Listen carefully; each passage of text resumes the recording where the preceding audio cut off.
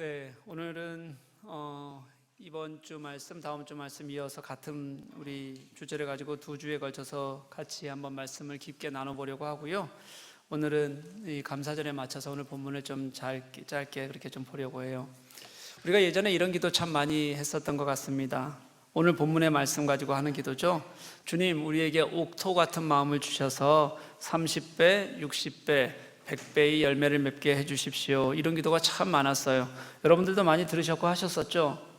근데 요즘에 우리 교회에서는 이런 기도 들은 적이 거의 1년에 한 번, 두 번 어떻게 이렇게 나오는 것 같은데 거의 없는 것 같아요. 왜 그럴까? 생각해보면 두 가지 이유가 있는 것 같아요. 30배, 60배, 100배의 열매를 달라는 게 그런 의미가 아니구나 라는 것을 알았기 때문일 수도 있고요. 또 하나는 그런 이유가 아니라는 걸 알면 우리 교회가 교회에서 무엇인가 땀을 흘리며 무엇인가 얻고 또 은혜를 사모하는 것을 땀을 흘리면서 내가 헌신하는 마음, 이런 마음들이 사실은 요즘에 사라져서, 그래서 누군가 이걸 굳이 기도까지 해가면서 우리에게 그게 있었으면 좋겠다 이렇게 하는 것들이 좀 많이 없어졌다는 마음이 좀 들어요. 다음 주에 읽을 뒤에 이어지는 말씀을 보면 예수님께서 이 말씀을 해석해 주시잖아요. 그때 보면 이 말씀, 땅에 떨어지는 이 씨앗이 뭐냐면 말씀의 씨앗 이렇게 얘기해요. 우리가 생각하는 어떤 유익을 얻는 것, 풍성히 무엇을 얻는 것을 얘기하는 것이 아니란 뜻입니다. 그 씨앗이 떨어지게 되는 땅, 이 땅을 그러니까 어떻게 해석하느냐가 중요한 것이지 열매는 사실은 그렇게 큰 여기에 포인트가 아니란 뜻이기도 하지요. 이 땅은 그리고 또 넓은 공간, 우리가 얘기하는 씨를 뿌리는데 막 이 땅이 있는데 큰 공간을 말하는 게 아니라요, 말씀이라면 신자 개인 한 사람 한 사람에게 뿌려진다는 거잖아요. 그 개인에게서 열매를 맺는 방법이 혹시 내 마음이 그냥 좋으면 그냥 자연스럽게 열매가 맺혀진다는 뜻인지, 아니면 다른 어떤 이유가 있어야 열매가 맺혀진다는 것인지에 대해서는 또 말씀이 설명을 잘 하고 있지를 않습니다. 그래서 이것을 좀 자세히 하나님께서 무엇을 말씀하시려고 하시는지를 깨달아 알아가는 것, 이것이 오늘 이 비유를 이해하는 좋은 수수께끼를 잘 풀 수 있는 좋은 방법인 것 같아요. 먼저 좋은 땅이라는 것은 어떤 땅을 말하는 걸까 한번 생각해 보는 게 가장 중요하겠죠. 여러분, 이 네 개의 땅이 나오는데 앞에 나오는 네 개의 땅이 나오는데 앞에 나오는 세 개의 땅은 다 문제가 있어요. 예수님께서 설명하시는 말씀에 의하면 길가라는 땅은 사탄이 이미 길가에는 아무것도 가능성이 없어서 떨어지면 금방 사탄에게 마음을 빼앗겨서, 그래서 씨앗이 뿌리를 내릴 수조차 없는 사람을 의미하는 거예요. 또 돌밭은 어떤 거냐면 말씀을 받기는 해요. 말씀을 받기는 하는데 돌이 많으니까 이 흙이 아주 얇잖아요. 흙이 얇으니까 뿌리를 깊이 내리지 못하는 거죠. 그래서 잠시만 반짝 뭔가 열심히 호로록 하는 것 같은데 또 금방 싹 사라지고 없는 사람들, 이런 사람을 얘기하는 거예요. 또 마지막 안 좋은 땅이 가시떨기라고 얘기하는데, 가시떨기는 가시떨기가 풍성하게 잘 자라니까 땅이 풀도 좋고 다 좋은 거예요, 여러분. 그러니까 땅에 이 뿌리가 잘 내려요. 근데 가시떨기가 있으니까 자라다 보면 가시떨기에 찢기고 또 거기에 상처 입고 그러다 보면 결국 열매를 맺지 못한다. 온갖 유혹, 욕심에 자꾸 빠져드는 사람이라서 결국은 결실을 맺지 못하는 사람, 이렇게 얘기하는 거죠. 그리고 마지막 땅이 좋은 땅이라고 소개를 하는데, 이 좋은 땅이 결실을 맺는 땅이다 이렇게 설명하고 있잖아요. 그럼 여러분, 이 좋은 땅하고요 앞서서 세 개를 소개했던 이 땅과의 차이가, 근본적인 차이가 뭘까 하는 거예요. 물론 오늘 말씀을 보면 또 설명을 하나하나 붙이셨으니까 좋은 땅을 포함한 네 곳의 땅이 다 다른 특징을 가지고 있는 것은 분명해요. 그건 우리가 다음 주에 같이 얘기를 한번 해볼 텐데, 그렇지 않더라도 근본적인 차이가 있어요. 좋은 땅과 다른 세 개의 땅 사이에서는요. 제가 한 설교집을 봤는데 이곳에서 이 세 개의 땅과 좋은 땅의 근본적인 차이를 설명하는데 제가 그런 거구나 하고 이해가 되는 설명이었어요. 뭐냐면 이런 겁니다. 여러분, 길은 길까지 다 없애버리면 안 되잖아요, 여러분. 그렇죠? 놔둘까요? 길은 그냥 하여튼 이건 비유니까 그냥 놔둡시다. 길까지 다 없애버리고 여러분 밭으로만 다니면 안 되니까 비유니까 놔둬보고요. 돌밭이요. 돌밭이 좋은 땅이 되려면 어떻게 해야 될까요? 어떻게 해야 돼요? 있는 그 땅이 돌이 큰 것도 있고 작은 것도 있을 거 아니에요? 다 뒤집어내고 돌을 골라내고, 그래서 이렇게 되고 나면 땅이 엉망일 거 아니에요? 그것을 잘 어떻게 돼요? 골라내야지. 그래야 좋은 땅이 되는 거예요. 그럼 가시떨기가 많은 밭, 이런 밭이 좋은 땅이 되려면 어떻게 해야 돼요, 여러분? 가시떨기를 다 잘라낼 뿐만 아니라, 이 가시떨기는 여러분 아무리 잘라내도 금방 자라요. 가시떨기는요, 이 생명력이 심해요. 뿌리까지 다 뽑아내야 돼요. 그리고 나서 잘 골라놔야 이게 좋은 땅이 되는 겁니다. 근데 여러분, 그것으로만 되는 건 아니에요. 그렇게 갈고 엎고 골라내고 정리를 하잖아요. 그럼 그곳에 또 거름도 주어야 되고 나무가 충분한 영양을 공급받을 수 있도록 이것저것으로 노력을 해야 그때부터 그 땅에는 열매가 맺히는 좋은 땅이 되는 겁니다. 여러분, 좋은 땅은 그냥 하나님 제게 좋은 땅이 되게 해주세요 라고 기도한다고 해서 되는 것이 아니에요. 이 모든 과정을 거쳐야지만, 힘들고 어려운 과정이 지나야지만, 애를 쓰고 수고해야만 그 땅이 좋은 땅이 될 수 있다는 뜻입니다. 제가 살고 있는 목사관에도 정원이 있습니다. 아시죠, 여러분? 그 정원에는 뭐가 있을까요? 잡초가 많습니다. 잔디는 단 하나도 없습니다. 다 잡초들입니다. 어떤 걸 심어도 오래 갈 수가 없습니다. 선인장도 죽어나가는 곳이 저희 집입니다. 왜냐하면 제가 신경을 쓰고 손을 대고 그럴 겨를이 없거든요. 그러니까 그냥 두다 보면 얘는 죽어 있어요. 그런데 우리 교우들 중에서 여러분, 밭을 정말 잘 가꾸는 분들이 몇 가정이 있어요. 그런 댁에서는요, 어떤 것도 잘 자라요. 정말 무슨 농사를 해도, 아니 여기서 이런 농사가 돼? 라고 생각하는 모든 것들이 다 그 집에서는 너무 잘 자라요. 그 땅에서는 죽어가는 걸 본 적이 제가 없어요. 근데 여러분, 그 땅을 그렇게 좋은 땅이 되게 하고 열매가 맺게 하기 위해서 얼마나 노력했겠습니까? 그렇죠? 많은 시간을 들이고 땀을 흘려야 그런 땅이 되는 거죠. 한번 해놓았다고 해서 되는 것이 아니라 그 땅을 갈고 뒤집고 잡초는 뽑아주고 거름을 주는 노력을 다 해야지, 그래야 그렇게 열리는 거예요. 그 해의 땀을 흘려야 되고 그 해의 시간을 들이지 않으면, 매해 그러지 않으면요, 그렇게 좋은 열매가 맺힐 수가 없습니다. 근데 여러분, 땅도 그런데 그게 그냥 땅이 아니라요, 마음밭이라면 이건 또 달라져요. 마음밭이면요, 마음밭은 훨씬 어렵습니다. 그냥 땀을 흘리는 것만으로 되는 것이 아니란 뜻이에요. 마음밭은 자신의 삶의 모습을, 그리고 자신의 생각을 주님 앞에서 내려놓고 갈아엎고, 그리고 나를 죽이는 그런 어려운 시간을 보내야지만 마음밭이 개간이 되는 겁니다. 그동안 내가 살아왔던 것들이 있잖아요. 내가 생각해왔던 것들이 있잖아요. 내가 주장해왔던 것들이 있잖아요. 그런 것들이 진짜 옳은 거 맞아? 하나님이 기뻐하시는 거 맞아? 점검해야 하고요. 주님 앞에서 나를 제대로 돌아보는 모습이 있어야지만, 그래야지만 마음밭은 개간이 되는 거예요. 그냥 땅은 땀 흘리면 돼요, 여러분. 시간 가지고 애쓰면 돼요. 근데 마음밭을 경작한다는 건 나의 이전에 있던 것들이 다 부정되고, 그리고 내려놓아져야만 그 후에 다시 주님 앞에서 새롭게 경작될 수 있는 게, 그게 마음밭이에요. 오늘 너희 이 씨는 마음에 뿌려진 씨다 라고 말하면, 이 씨는요, 내가 진짜 주님과의 관계 속에서 주님과의 관계가 옳게 바로 서 있어야지만 가능해진다는 것을 가르쳐주는 말씀이라는 거예요. 진짜 주님을 우리가 어떻게 진실하게 마주하는 모습이 우리 속에 있어야지만, 그래야지만 우리가 마음밭이 개간이 된다는 뜻입니다. 제가 이 말씀을 묵상을 하면서 구약의 제사를 한번 생각해 봤어요. 구약의 제사는 대부분 동물을 드리잖아요. 동물을 드리는 이유는 죽여서 우선 피를 내서 피를 뿌리는 예식이 있는데, 이게 생명을 드린다는 뜻이에요, 여러분. 그래서 피로 제사를 드린다는 것은 이 생명을 드리는 것이니까 굉장히 중요한 것이다, 이렇게 여겼어요. 근데 여러분, 아무리 피를 들여서 그 동물을 잡아도 동물을 잡는 우리의 마음에 진실함이 없이 형식적으로 흐르잖아요.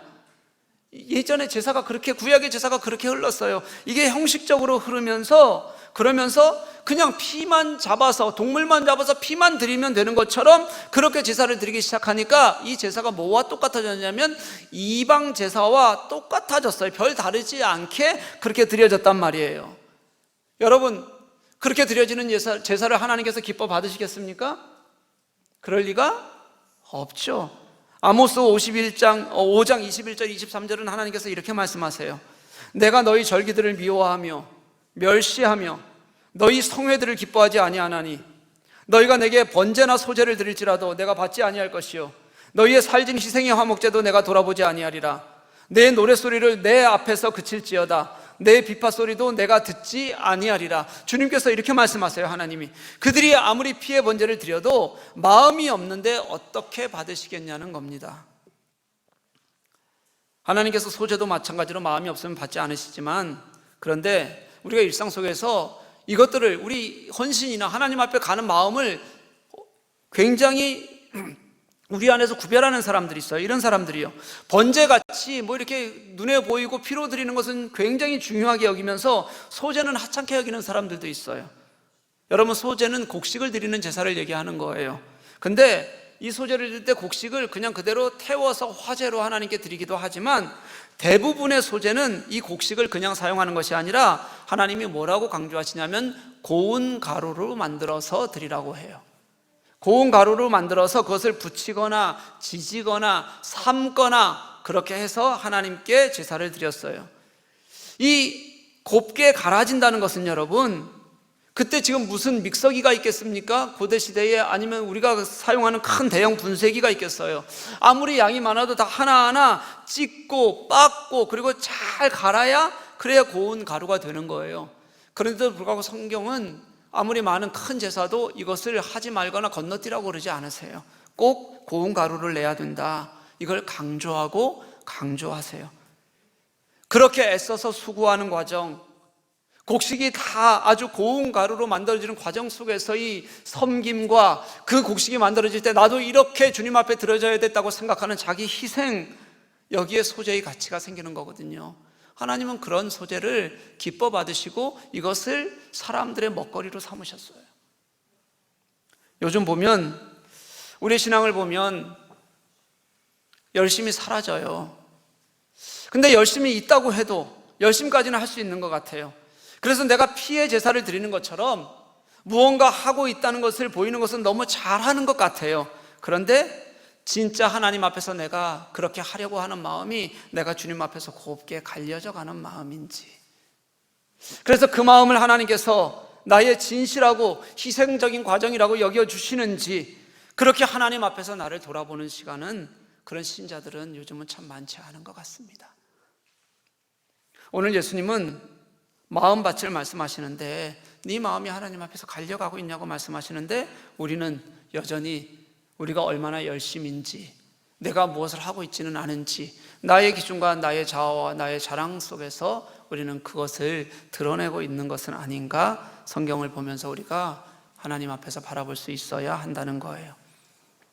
오늘은 우리가 추수감사주일로 지키고 있습니다. 여러분, 어떤 마음으로 오셨어요?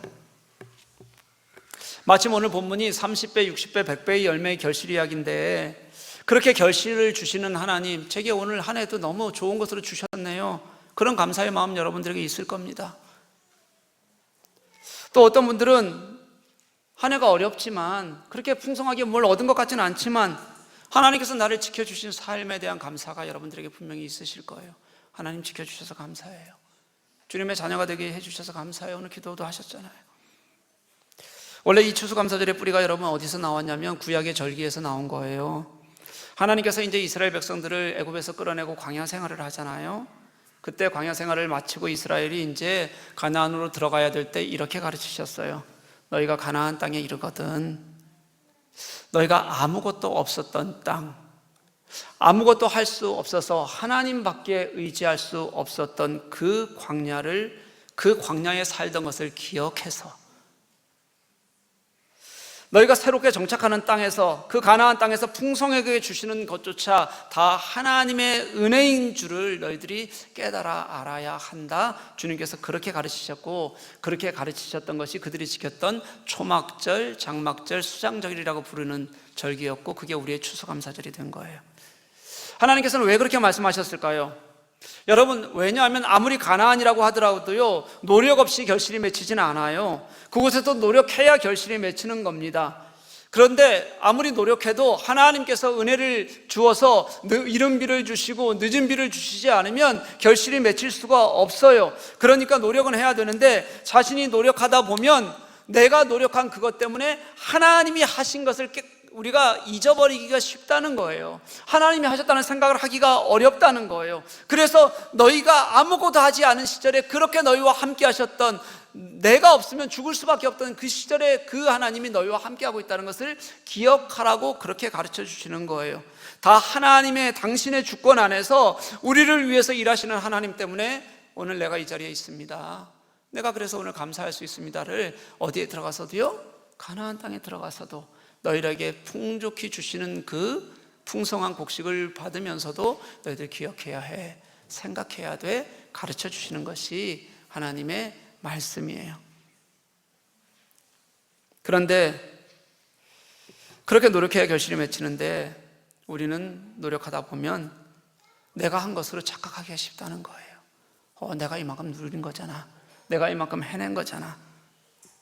하나님이 주권 속에서 일하셔도 이건 내가 한 거야 라고 생각하기가 너무 쉽다는 겁니다. 아니에요, 여러분. 30배, 60배, 100배의 열매는 우리의 노력 때문이 아니라요, 하나님 앞에 있는 우리의 마음 때문에 가능한 거예요. 마음밭이 하나님 앞에서 바뀌고 마음밭이 하나님 앞에서 다시 녹아내려지고 그 하나님이 내 속에 일하신다는 고백이 있어야 가능하다는 거예요. 나를 돌아보고 자기를 부인하는 것이 있어야 가능해진다는 겁니다. 오늘 내게 주신 것이 진짜 하나님의 은혜라는 것을 고백할 수 있어야 하고, 풍성하게 주신 것이 내 것이 아니라 하나님의 도우심과 감사라는 것을 은혜 가운데 고백할 수 있을 때 우리는 그 결실이 맺는다는 의미가 무엇인지도, 그리고 하나님께서 내 삶 속에서 감사를 누리게 하는 은혜도 같이 경험하며 살아갈 수 있게 되는 것입니다. 근데 여러분, 우리에게 그 감사가 사라져가요. 감사가 너무 없어져가요. 감사의 고백도 적어지고요, 고백은 한다고 해도 그 고백이 진짜 삶으로 연결되지 않고 단절되는 경우들이 우리들에게 너무 많습니다. 그래서 교회에서도 요즘은 감사가 없는 시대라고 그렇게 얘기해요. 수많은 불평과 불만으로 살아가고 있으니 감사의 마음을 찾을 수가 없는 겁니다. 감사가 없으니 우리의 마음은 더 피폐해져 가고 어려워져 가는 것. 요즘 우울증이 얼마나 많아요, 여러분.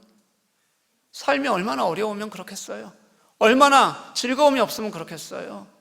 감사가 없으면서 세상이 그렇게 변해가면서 하나님이 내게 하신 일조차도 누리지 못하고 살아가는 것이 우리의 모습이 되었기 때문이라는 거예요. 사랑하는 교회 여러분, 제가 분명히 여러분들에게 말씀드릴 수 있어요. 감사는 할수록 커져요. 믿으십니까? 감사는요, 여러분, 커질수록 하나님과 가까워집니다. 다른 것보다 훨씬 더 하나님과 가까워질 수 있는 정말 좋은 길이에요. 감사는 작은 것이라도, 감사가 굳건해지기 시작하고 커지기 시작하면 아무리 큰 어두움도 밀어낼 수 있는 힘이 있고요, 그래서 하나님의 주권적 일하심을 인정하고 고백하는 힘이 감사 속에 있다는 것을 저는 분명히 알아요. 여러분, 한번 작은 것이라도, 내가 정말 감사하지 못하고 살았으면 작은 것이라도 감사하며 사는 저와 여러분이 될 수 있었으면 좋겠어요. 그 감사를 여러분 일상 속에서 시작해 보십시오. 그러면 삶의 자리가 달라지기 시작해요. 그 자리에서 나를 만지시는, 내 삶을 지켜주시는 하나님을 경험하게 돼요. 내가 열심히 신앙생활을 하는 것 같은데 근데 내게 감사가 없고 늘 즐거움이 없어요. 열심히 신앙생활 하는 것 같은데 늘 마음에 어려움이 있어요. 만약에 그렇다면 여러분, 내가 하나님께 감사하고 살아가는지, 감사가 내 속에 있어서 그 감사를 정말로 내 감사로 여기면서 살아가고 있는지 한번 돌아보면 좋을 것 같아요. 우리에게 얼마나 많은 감사의 조건이 있는지는 감사하고 또 감사하다 보면, 적어보고 말하다 보면 얼마나 많은지를 우리가 더 잘 알 수 있게 되거든요. 감사는 없는 게 아니라 우리가 하나님 앞에서 깨닫지 못하고 느끼지 못하기 때문이라는 것을 우리가 좀 발견할 수 있었으면 좋겠어요. 최근에 제가 본 한 자매의 감사 리스트입니다. 제목이 오늘의 감사예요. 1번, 오늘 아침 기도할 수 있는 마음을 주신 것에 감사. 괄호 속에 이렇게 썼더라고요. 기도하다 다시 잠든 게 함정이래요. 보통 우리 그런 일들 많잖아요, 그죠? 2번째, 요즘 내가 붙든 찬양들을 일하면서도 수시로 듣는데 예수 안 믿는 세은쌤도 그 찬양을 좋아하게 된 것에 감사. 가로에 이렇게 썼어요. 세은쌤이 집에서 가까이 살아서 같이 교회에 한번 가보기로 함. 세 번째, 흐리지만 덥지도 춥지도 않는 날씨에 행복할 수 있어서 감사. 네 번째, 너무 졸리고 피곤했는데 집 밖으로 나오자마자 출근할 힘과 좋은 마음을 주셔서 감사. 다섯 번째, 부지런하게 준비해서 아연쌤 커피까지 같이 사갈 수 있는 시간적 여유를 주셔서 감사. 가로에 이렇게 써 있어요. 아연쌤 어머님이 매일같이 내 것까지 도시락을 정성스럽게 챙겨주시고 아연쌤은 아침마다 낑낑대면서 들고 와서 점심을 든든히 먹을 수 있어서 늘 감사. 여러분, 얼마나 사소합니까? 아침에 일어나서 아침에 출근하면서 있었던 감사예요. 이게 정말 사소한 일상에서 이렇게 많은 감사의 조건들을 우리가 찾을 수 있구나. 제가 너무 감동이 됐어요. 여러분, 이 친구가 예전에는 감사를 모르던 친구였어요. 너무 힘들고 어려워서, 마음이 어려워서 감사를 모르던 친구가 이렇게 감사를 찾아가면서 하나님 앞에 하루를 시작하는 기쁨을 누리게 되는 거예요. 사랑하는 교우 여러분, 감사는 우리를 풍요롭게 한다는 것을 아십니까? 감사는 하나님을 더 깊이 만날 수 있게 우리의 마음을 열어줍니다. 그러니 사랑하는 여러분, 우리 이제 진실하게 작은 것에서 감사하는 저와 여러분 될 수 있기를 간절히 소망합니다. 그리고 감사하는 여러분, 감사가 주님을 더 깊이 만나는 내게 주신 은혜였다면 주님과 동행하는 기쁨으로 좀 이어졌으면 좋겠어요. 어떤 열매도 누군가 갈아엎고 거름을 줄 때 그리고 맺히는 것처럼 하나님께 내가 주님 앞에서 내가 마음이 어렵더라도, 내가 또는 어떤 환경이 어렵더라도 고운 가루를 내고 내 자신이 스스로 고운 가루가 되어서 그 진실함을 받으시는 하나님께 나아갈 수 있는 것처럼 우리의 감사는 하나님과 함께 걷는 구체적인 삶의 걸음이 있을 때 더 가치가 있고 빛을 발하게 된다는 것을 우리가 깨달을 수 있었으면 좋겠어요. 내가 당신의 걸음을 어떻게 함께 걸을 수 있을까? 같이 걸어야 삶에도 은혜가 있고 복음에도 하나님 주시는 결실이 있을 수 있다는 것, 그게 여러분 마음만으로가 아니라 하나님과 동행하는 기쁨과 감사 속에서 누릴 수 있다는 것을 우리가 같이 깨달았으면 좋겠어요. 마가복음 8장 말씀을 보면 예수님께서 베세다라는 곳에서 맹인을 고치시는 장면이 나와요. 다른 곳에서는 예수님께서 환자의 환부에 손을 얹고 고치셨는데 이 맹인을 고칠 때는 이상하게도 마을 밖으로 손을 잡고 이 맹인을 데리고 마을 밖으로 걸어 나가셨어요. 여러분, 맹인이잖아요. 맹인은 혼자 다니기 어렵지만 그래도 늘 자신이 다니는 아주 작은 짧은 길들이 있어요. 그런 길들은 어렵긴 하지만 그래도 걸을 수 있는데, 근데 걷던 길을 조금이라도 벗어나잖아요. 그럼 맹인들은 두려움의 연속이라 그래요. 굉장히 두려워요. 누구와 손을 잡고 걸어도 그 사람을 전적으로 신뢰하지 못한다면 그 걷는 걸음이 굉장히 어려울 수밖에 없어요. 그런데 예수께서 아무 소리도 않고 고쳐주시겠다는 말씀도 아니고 어디 간다는 말씀도 없이 이 사람의 손을 잡고 마을 밖까지 나가시는 거예요. 여러분, 사람들이 그 맹인을 데리고 왔을 때는 그 맹인을 그 자리에서 고쳐달라고 그렇게 데려온 건데 예수님께서는 그의 손을 잡고 걸으셨어요. 맹인이 처음에는 얼마나 불편했겠습니까?